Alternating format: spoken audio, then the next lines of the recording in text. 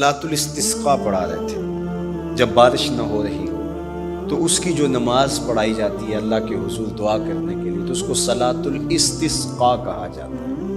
ام المومنین سیدہ عائشہ رضی اللہ تعالیٰ عنہ سے مروی ہے۔ تو نماز پڑھاتے پڑھاتے حضور نے ہاتھ آگے کیا پھر پیچھے کھینچ لیا۔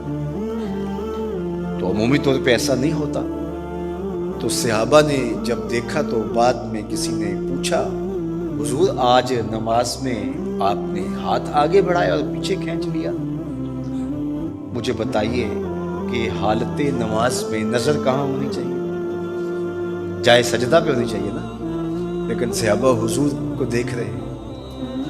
اللہ اکبر۔ صحابہ سے کسی نے پوچھا کہ تم بتاؤ ظہر اور عصر کی نمازوں میں حضور قرات کرتے تھے؟ کہا ہاں کرتے تھے، بخاری میں۔ تمہیں کیسے پتہ ہے کرتے تھے؟ کہا نحن نعلم باضطراب لحیتہ، ہم حضور کی مبارک داڑھی کی جنبش سے اندازہ کرتے تھے کہ قرات ہو رہی ہے۔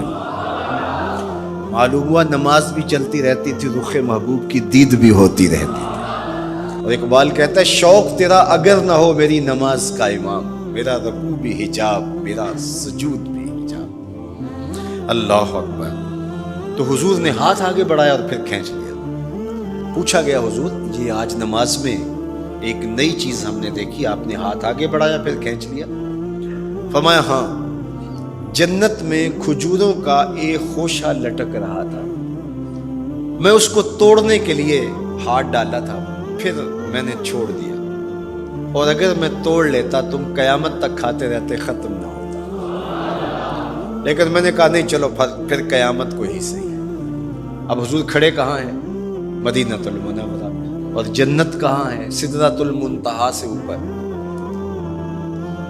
سر پٹ گھوڑا دوڑے، اور تیز رفتار گھوڑا، تازی گھوڑا، 500 سال دوڑنے کے بعد پہلے آسمان تک پہنچے، پھر اتنی موٹائی آسمان میں، پھر دوسرا آسمان، پھر تیسرا آسمان، درمیان میں پھر خلائیں بھی، پھر وہاں سے 7 آسمانوں کے بعد کہیں سدرۃ المنتہا۔ اور قرآن بتاتا ہے کہ جنت بھی سدرۃ المنتہا کے پاس ہے، پھر آگے جنت، اور جنت کے جو درخت ہیں وہ 70,000 سال کی اونچائی پر ہیں، وہاں لٹکتی ہوئی کھجوروں کے خوشے، اور حضور علیہ السلام نے یہاں کھڑے ہو کے ہاتھ بڑھایا اور وہاں حضور کا ہاتھ پہنچ گیا۔ یہ ہاتھ کے پہنچنے کی منتہا نہیں ہے، ضرورت یہاں تک کی تھی لہٰذا یہاں تک پہنچا، اگر ضرورت اس سے